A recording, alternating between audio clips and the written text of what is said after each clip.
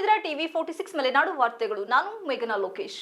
ಭಾರತೀಯ ಜನತಾ ಪಾರ್ಟಿ ಸಕಲೇಶಪುರ ಮಂಡಳ ವತಿಯಿಂದ ಇಂದು ಪಟ್ಟಣದ ಹಳೆ ಬಸ್ ನಿಲ್ದಾಣದಲ್ಲಿ ಅಗತ್ಯ ವಸ್ತುಗಳ ಬೆಲೆ ಏರಿಕೆ ಮತ್ತು ಶಾಸಕರ ಅಮಾನತು ಮಾಡಿರುವ ರಾಜ್ಯ ಸರ್ಕಾರದ ವಿರುದ್ಧ ಶಾಸಕ ಸಿಮೆಂಟ್ ಮಂಜುನಾಥ್ ಅವರ ನೇತೃತ್ವದಲ್ಲಿ ಹಳೆ ಬಸ್ ನಿಲ್ದಾಣದ ಸಮೀಪ ಪ್ರತಿಭಟನೆ ನಡೆಸಲಾಯಿತು. ಈ ಸಂದರ್ಭದಲ್ಲಿ ನೂರಾರು ಕಾರ್ಯಕರ್ತರು ರಾಜ್ಯ ಸರ್ಕಾರದ ವಿರುದ್ಧ ಘೋಷಣೆಗಳನ್ನು ಕೂಗಿ ತಮ್ಮ ಆಕ್ರೋಶ ವ್ಯಕ್ತಪಡಿಸಿದರು.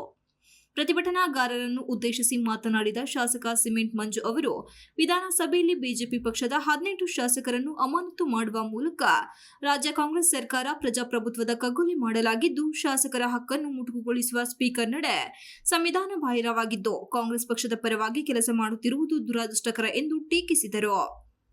ರಾಜ್ಯ ಸರ್ಕಾರ ನಿರಂತರವಾಗಿ ಡೀಸೆಲ್ ಮತ್ತು ಹಾಲಿನ ದರ ಸೇರಿದಂತೆ ದಿನಬಳಕೆಯ ಅಗತ್ಯ ವಸ್ತುಗಳ ಬೆಲೆ ಏರಿಕೆ ಮಾಡುತ್ತಿದ್ದು, ಮಧ್ಯಮ ಮತ್ತು ಬಡ ಜನರು ಜೀವನ ನಡೆಸುವುದು ದುಸ್ತರವಾಗಿದೆ. ಅಲ್ಲದೆ ಮುಸ್ಲಿಮರಿಗೆ ಗುತ್ತಿಗೆ ಕಾಮಗಾರಿಯಲ್ಲಿ 4% ಮೀಸಲಾತಿ ನೀಡಿರುವುದು ಧರ್ಮಾಧಾರಿತ ಮೀಸಲಾತಿಗೆ ಸಂವಿಧಾನದಲ್ಲಿ ಅವಕಾಶ ಇಲ್ಲದೆ ಇರುವುದರಿಂದ ಇದು ಅಸಂವಿಧಾನಿಕ ಕ್ರಮವಾಗಿದೆ ಹಾಗೂ ಎಸ್ಸಿಪಿಟಿ ಎಸ್ಪಿಗೆ ಮೀಸಲಿಟ್ಟ ಹಣವನ್ನು ದುರ್ಬಳಕೆ ಮಾಡಲಾಗುತ್ತಿದೆ ಎಂದು ಆಕ್ರೋಶ ವ್ಯಕ್ತಪಡಿಸಿದರು. ಬಿಜೆಪಿ ಪಕ್ಷದ ಜಿಲ್ಲಾ ಪ್ರಧಾನ ಕಾರ್ಯದರ್ಶಿ ಅಮಿತ್ ಶೆಟ್ಟಿ ಮಾತನಾಡಿ, ರಾಜ್ಯ ಸರ್ಕಾರದ ಮಿತಿ ಮೀರಿದ ಭ್ರಷ್ಟಾಚಾರದ ಫಲವಾಗಿ ಅಧಿಕಾರಿಗಳು ಗುತ್ತಿಗೆದಾರರು ಆತ್ಮಹತ್ಯೆ ಮಾಡಿಕೊಳ್ಳುವಂತಾಗಿದೆ.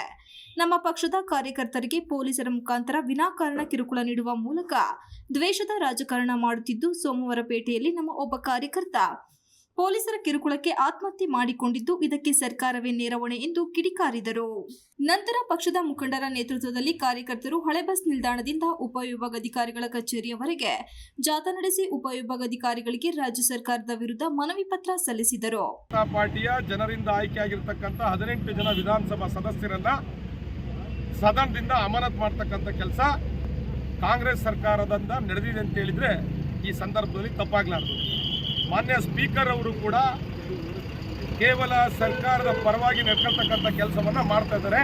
ಇವತ್ತು ರಾಜ್ಯದಲ್ಲಿ ಆಳ್ವಿಕೆ ನಡೆಸಿರ್ತಕ್ಕಂಥ ಕಾಂಗ್ರೆಸ್ ಸರ್ಕಾರ ಇದು ಜನವಿರೋಧಿ ಸರ್ಕಾರ, ಪ್ರಜಾಪ್ರಭುತ್ವ ವಿರೋಧಿ ಸರ್ಕಾರ. ಇಡೀ ರಾಜ್ಯಾದ್ಯಂತ ಸನ್ಮಾನ್ಯ ವಿಜೇಂದ್ರನ ನೇತೃತ್ವದಲ್ಲಿ ಹಾಸನ ಜಿಲ್ಲೆಯಲ್ಲೂ ಕೂಡ 8ನೇ ತಾರೀಕಿಗೆ ಪ್ರತಿಭಟನೆ ಇಟ್ಕೊಂಡಿದ್ದೀವಿ. ಇಡೀ ಜಿಲ್ಲೆಯಾದ್ಯಂತ ರಾಜ್ಯಾದ್ಯಂತ ಪ್ರತಿಭಟನೆಯನ್ನು ಮಾಡ್ತಾ ಇದ್ದೀವಿ.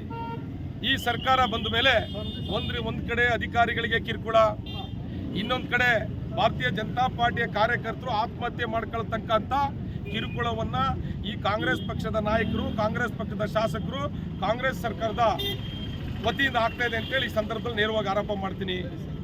ಈ ಕಾಂಗ್ರೆಸ್ ಸರ್ಕಾರ ಬಂದ ಮೇಲೆ ಒಬ್ಬ ಗುತ್ತಿಗೆದಾರನು ಕೂಡ ನೆಮ್ಮದಿಯಾಗಿಲ್ಲ. ಯಾವುದೇ ಶಾಸಕರು ಕೂಡ ಅನುದಾನವನ್ನು ಬಿಡುಗಡೆ ಮಾಡ್ತಾ ಇಲ್ಲ. ಯಾವ ಕ್ಷೇತ್ರದಲ್ಲೂ ಕೂಡ ಅಭಿವೃದ್ಧಿ ಇಲ್ಲ. ಈ ಭ್ರಷ್ಟ ಸರ್ಕಾರವನ್ನು ಕಿತ್ತು ಒಗೆಯೋ ತನಕ ಜವಾಬ್ದಾರಿಯುತ ವಿರೋಧ ಪಕ್ಷದ ಭಾರತೀಯ ಜನತಾ ಪಾರ್ಟಿ ಕರ್ನಾಟಕ ರಾಜ್ಯಾದ್ಯಂತ ಪ್ರತಿಭಟನೆಯನ್ನು ಮಾಡಿ ಕರ್ನಾಟಕ ರಾಜ್ಯದ ಜನತೆ ಮೇಲೆ ಆಗ್ತಾ ಇರ್ತಕ್ಕಂಥ ಬೆಲೆ ಏರಿಕೆ ಹಾಗೂ ಆಗ್ತಾ ಇರ್ತಕ್ಕಂಥ ಭ್ರಷ್ಟಾಚಾರವನ್ನು ಪ್ರತಿ ಮನೆಗೆ ಮುಟ್ಟಿಸ್ತಕ್ಕಂಥ ಕೆಲಸವನ್ನು ಭಾರತೀಯ ಜನತಾ ಪಾರ್ಟಿ ಮಾಡುತ್ತೆ.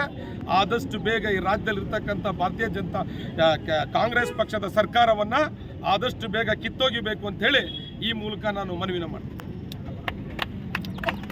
ಪ್ರತಿಭಟನೆಯಲ್ಲಿ ಮಂಡಲ ಅಧ್ಯಕ್ಷರಾದ ಒಳಲಳ್ಳಿ ಅಶ್ವಥ್, ಮುಖಂಡರಾದ ಜಯಮಾರುತಿ ದೇವರಾಜ್, ಅಗ್ನೆ ಸೋಮಶೇಖರ್, ಮೋಹನ್ ಬೊಮ್ಮನಕೆರೆ, ವಕ್ತಾರರಾದ ಸಾಸು ವಿಶ್ವನಾಥ್, ಮಾಜಿ ಮಂಡಲ ಅಧ್ಯಕ್ಷರಾದ ರಾಜ್ಕುಮಾರ್, ಮಹಿಳಾ ಅಧ್ಯಕ್ಷರಾದ ಬಬಿತಾ ವಿಶ್ವನಾಥ್, ಪುರಸಭಾ ಸದಸ್ಯರಾದ ವನಜಾಕ್ಷಿ, ಹಿತ್ತೂರು ಸೊಸೈಟಿ ಉಪಾಧ್ಯಕ್ಷರಾದ ನೇತ್ರ, ಎಲ್ಲ ಮಹಾಶಕ್ತಿ ಮತ್ತು ಶಕ್ತಿ ಕೇಂದ್ರದ ಅಧ್ಯಕ್ಷರುಗಳು ಹಾಗೂ ಬೂತ್ ಅಧ್ಯಕ್ಷರುಗಳು ಭಾಗವಹಿಸಿದ್ದರು.